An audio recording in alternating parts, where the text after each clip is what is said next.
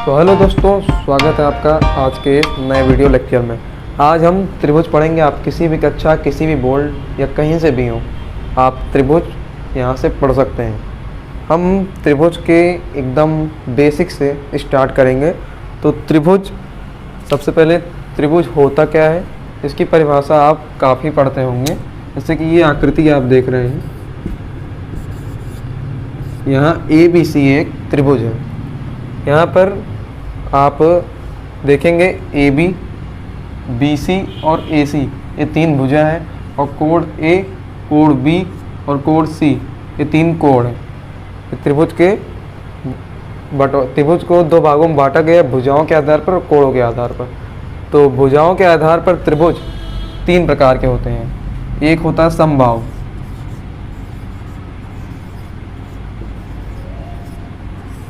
समबाहु त्रिभुज।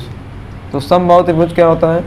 ऐसा त्रिभुज जिसके तीनों भुजा यानी AB और BC और AC ये तीनों बराबर होंगी, तो जो त्रिभुज होगा वो समबाहु होगा। अगर ये और ये तीनों बराबर हैं तो ये त्रिभुज समबाहु है। और यदि अगर केवल दो भुजाएं बराबर है, मान लीजिए AB और AC बराबर है, लेकिन ये बराबर नहीं है, ये अगर बराबर नहीं है, BC बराबर नहीं है, AB और AC बराबर है, तो वह त्रिभुज समद्विबाहु होगा।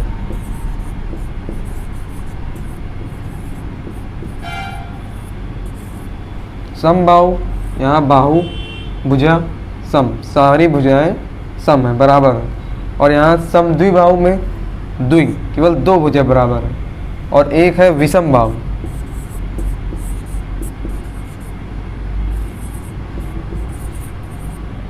इसमें एक भी भुजा बराबर नहीं होती। इसमें अगर मान लें AB और AC बराबर है, लेकिन BC नहीं बराबर है।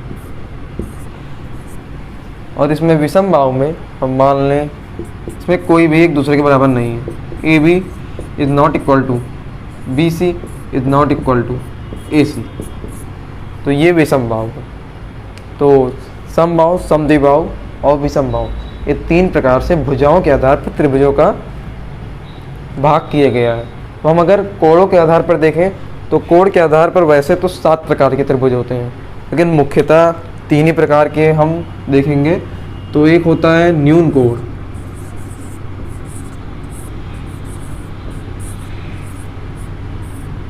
और समकोण,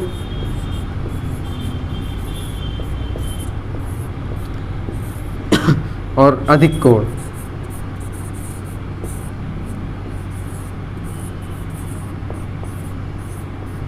और इसी में जो और मैंने कहा वो है, इसके न्यून कोण से भी छोटा होता है शून्य कोण, और न्यून कोण से समकोण के बीच के त्रिभुज को ऋजु कोण,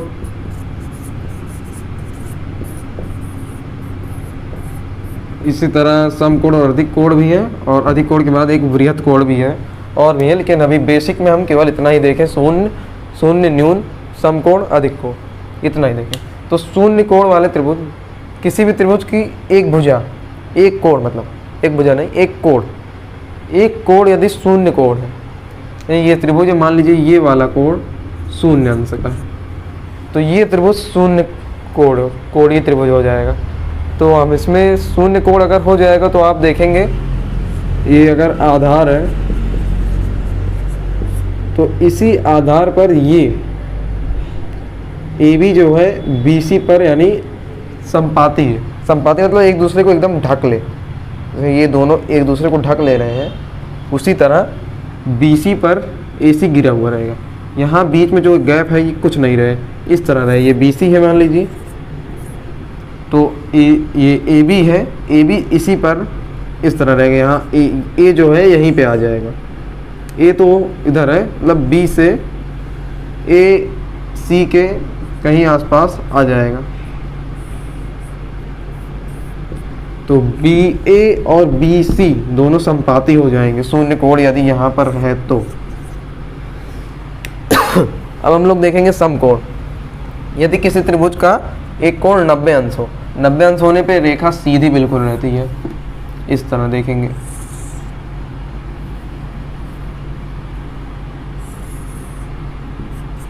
ये देखिए 90 अंश है, 90 अंश को इस तरह दिखाते हैं। अभी ये 90 अंश का हो गया। और अधिक कोण 90 अंश से अधिक का कोई त्रिभुज है, ये देखिए जैसे है ये अधिक कोण त्रिभुज है। तो इस तरह त्रिभुजों को दो भागों में बांटा गया है, भुजाओं के आधार पर, कोण के आधार पर। ठीक है, इसको आप चाहें तो लिख लें। समरूप आकृतियों का, अगर आप समरूप आकृतियों को ध्यान से देखें तो आप कोई भी वृत्त, कोई भी आकृति उठाएं, जैसे कि वृत्त ही ले लेते हैं हम लोग। एक वृत्त ये है, एक वृत्त ये है। यहाँ पे दो वृत्त हैं, दोनों की त्रिज्या अलग अलग है। दो वृत्त हैं, दोनों की त्रिज्याएं अलग अलग हैं। एक वृत्त बड़ा है, एक वृत्त छोटा है, तो ये आकृति समरूप है। समरूप को इस चिन्ह द्वारा प्रदर्शित करते हैं। ये है समरूप। अगर आप कक्षा 9 में ध्यान से पढ़े हो तो आपने सर्वांग समता पढ़ी होगी। सर्वांग समता को जब प्रदर्शित किया जाता है तो नीचे इस तरह दो बराबर रहता है, उसके ऊपर ये रहता है। तो ये सर्वांगसम नहीं है, लेकिन समरूप है। तो आप इससे एक बात जान जाइए, सभी सर्वांगसम, जो भी सभी सर्वांगसम आकृतियां हैं, आकृतियां सभी सर्वांगसम, जैसे ये त्रिभुज है, इस त्रिभुज के सर्वांगसम है। कोई भी आकृति सर्वांगसम है तो वो समरूप तो होगी ही। कोई भी आकृति सर्वांगसम है तो वो समरूप जरूर होगी। किंतु कोई समरूप आकृति, जैसे ये दोनों समरूप है लेकिन ये सर्वांगसम नहीं है। सर्वांगसम होने के लिए इसकी त्रिज्या का समान होना जरूरी था, लेकिन समरूप होने के लिए त्रिज्या का समान होना, वृत्त में त्रिज्या का समान होना जरूरी नहीं है। तो हम इस तरह कह सकते हैं, किंतु सभी समरूप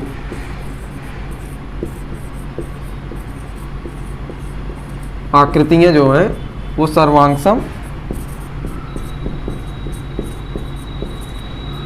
नहीं है। सभी समरूप आकृतियां सर्वांगसम नहीं है। सभी सर्वांगसम समरूप होंगे, जिसको ध्यान से समझिए। सभी सर्वांगसम समरूप होंगे, लेकिन सभी समरूप सर्वांगसम नहीं होंगे। अब हमें वैसे मेन त्रिभुजों के लिए पढ़ना है, तो हम त्रिभुज में अब आते हैं। तो त्रिभुज के लिए हम इसको मिटाते हैं।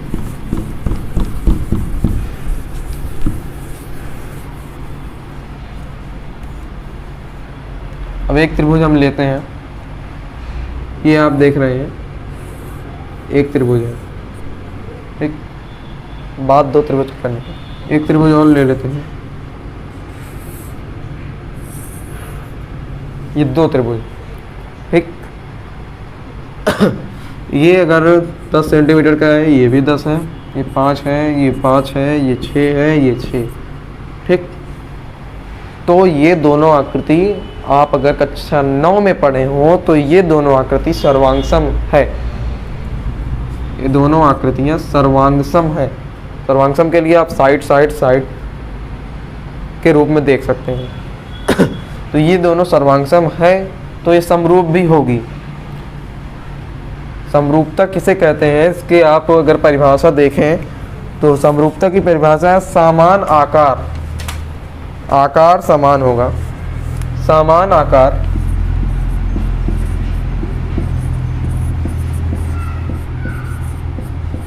परंतु इसका जो माप है यानी साइज वो भिन्न होगा। आमाप भिन्न होगा।